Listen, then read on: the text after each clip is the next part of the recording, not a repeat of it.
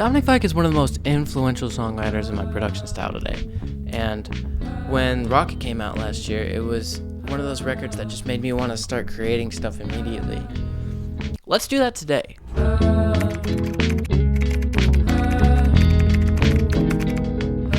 Okay, but who is... Dominic David Fike's love for music began at age 10 in Naples, Florida, when his father taught him the guitar. Now, his father was in and out of his life, and both of his parents struggled with drug addiction, which limited the amount of resources that were available to him. And he was homeless for many years, and struggled to live and much less pursue a career in music. At one point, he had to sell his guitar for food. Despite his poverty in that time of life, he created a new angle where he would find friends around him who loved music and had the resources to write and record songs. They would form what is known as the Lame Boys Entertainment Group. Under Lame Boys Entertainment, Dominic began to release his first recordings in a Mobb Deep-inspired rap, and that's how he would begin to build his fan base. But after being put on house arrest for getting in a fight with a cop, he had nothing but time but to rebrand and start integrating his songwriter style. After failing a drug test, Dom was sent to jail for 7 months, and while he was in there, he asked his friend Reed Bennett to upload the songs that he was working on as an EP now known as Don't Forget About Me. That unfinished EP was so good that it caused record labels to go into a bidding war, ultimately leading to a $4 million record deal for Dom while he was in jail. That record deal and everything leading up to it was the catalyst to all of the great records that we have from Dominic today. Okay, cool, but there's a ton of different songs in this album. What's your strategy for getting a reference? After listening to the album over and over again, I've categorized most of the songs into two different subgenres: the singles and the clean grunge. Thematically, all of the songs are coherent and relate to each other, but the difference between the two subgenres isn't so much the instrumentation, but rather the structure within the songs. Today, the only song we're going to make is a single, but we're going to make another song in another video, so stay tuned for that. The reference that I was using for this single were Upset and Aggressive, Sandman, and Aftermath. They're all different flavors of what you could call as a Dominic Fike single. Like I said before, the structure is really what makes the single here, so the usual outline for that is hook, verse, hook, verse, hook. Whether it's on this record or any other album he's made in the past, Dominic is really heavy on background vocals. Guitars, they tend to fluctuate, but they're non-negotiable. You have to have guitars in your singles. For this record specifically, Dominic's bass is jumping a lot. It tends to be the driving force for the other instruments. Okay, let's make a song that would fit on Rocket because this album is so freaking good! Starting from a blank slate, the biggest challenge was figuring out what the pace for the song was going to be. I tried a bunch of different BPMs, but ended up landing on 105. Once the tempo was picked, the longest part in the recording process was picking out bass lines. I was quite literally picking bass lines. Davey 504 would be upset with me. If you play with a pick, you are not a pick. The first riff I played became the bass line for the verse.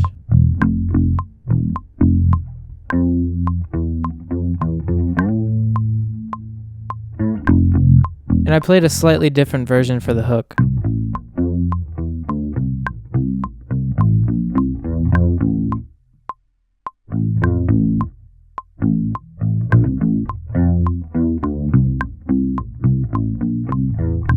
Most of the drums in this whole song are pretty simple. So I got two different drum kits here. I got this electric kit, and then I also have this live kit. When they get put together, they sound great. Guitars, guitars, guitars, guitars. In the hook of the song, the guitar is pretty basic. It's just a muted pluck that holds the rhythm pretty well.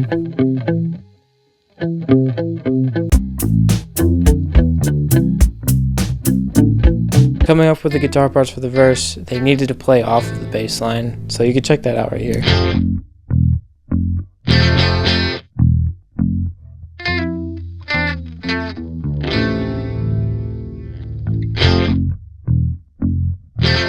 A lot of call and response action going on. The guitars were kind of an in-tandem project with everything else that was going on. As the track went on, I added in a few more tidbit motifs to scratch that itch.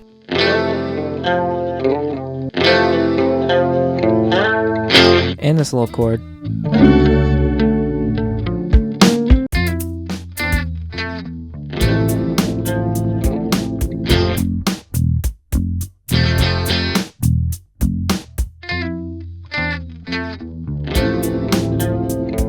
Also, these are all my effects for you tone nerds. I added in this tambourine a little bit later with a bandpass filter.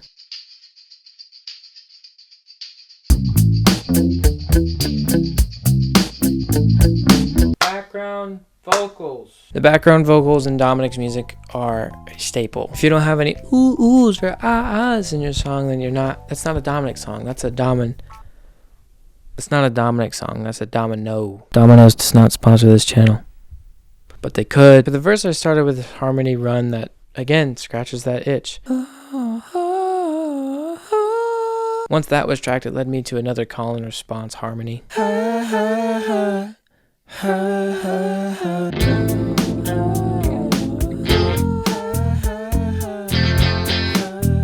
Out of all the background vocals, my favorite one is this whoop whoop. I attached a compressor to it to make it crush a little more. For anyone that doesn't know, this is a lot of compression, so if you're thinking about making this a habit, don't. This beatbox reminds me of Fujii Miyagi. It has like a percussive feel to it.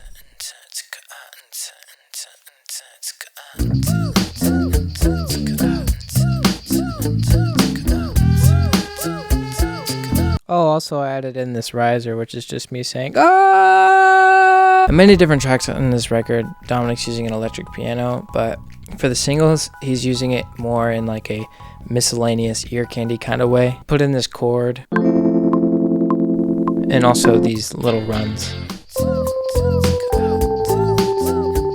Vocal!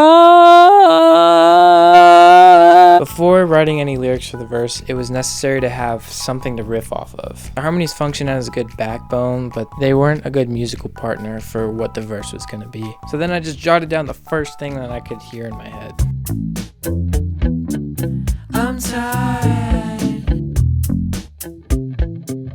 I'm fine. I didn't fill in the blanks until a little bit later. I'll show you in a second. I have these ad-libs that function as a jump start to both of the verses. Yo! Make a man scribble out the last reverend in the cut. Dom tends to interpolate lines and melodies from other songs. I thought this Soulja Boy reference was kind of funny. Now, if I was in Dominic's position, I would probably write something about relationships, specifically romantic ones. I ended up writing about the awkwardness of finishing school and not really knowing where to be as a person. It's kind of like that limbo state where you're like, should I go get a job?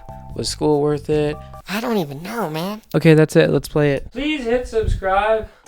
I need some time. I'm tired. I'm bored. You make me fine. I'm fine. Yo! Make a man scribble out the last reverend in the cut. Tell the guy he's a little outlandish, but he told ya what his plans were in advance. He's a boy, he sold ya. Made some big plans, run the cars. Mama's calling how tall you building rocks, babe.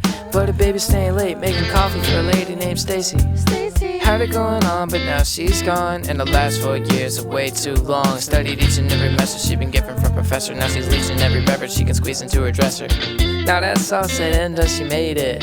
Past and its days are ancient. She still makes tuition payments. I need some time. I'm bored, you make me fine. I'm fine. When you go, you make me cry.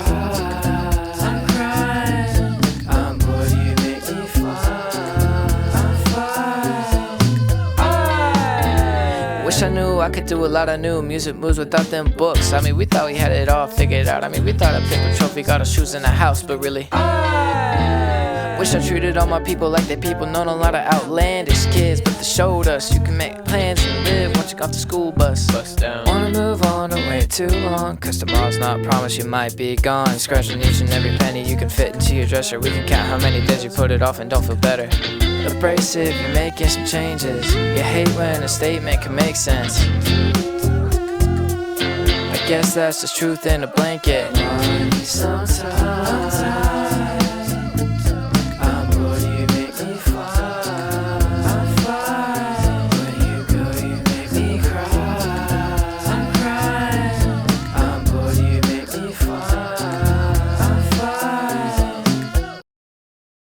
Real quick, you ever seen anybody kickflip in the Crocs?